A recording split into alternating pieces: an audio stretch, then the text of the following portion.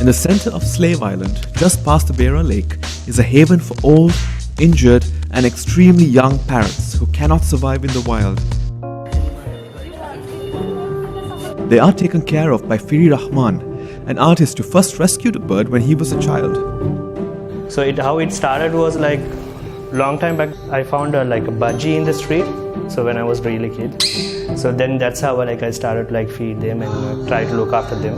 I found it had a baby, and the baby didn't have a beak, so it was really hard to feed them, and also parents completely neglected.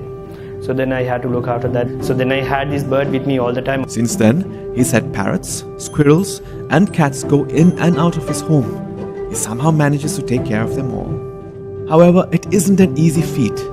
Firi stresses on how important it is to ensure that the birds are well cared for and released only when they're ready.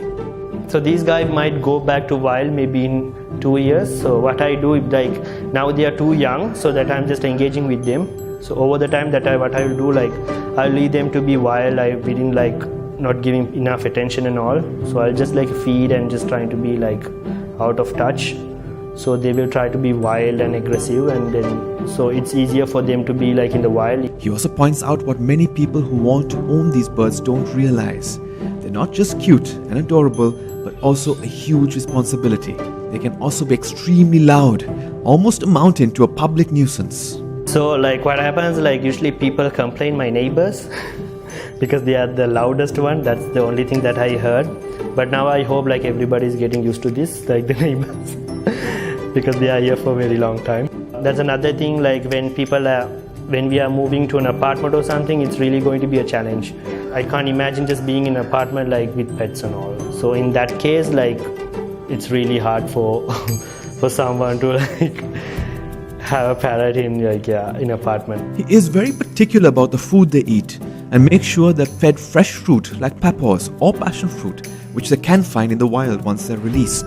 However, he also feeds them sunflower seeds as a treat because it is one of their favorite snacks. While he does what he can to rehabilitate and release the birds, some are not fit enough to survive on their own and continue to live with him. So now I have 7 parrots. So I release around 5 back to the wild. So some of them are expats, so they used to stick with me because I couldn't release them back. So they were with me until they die.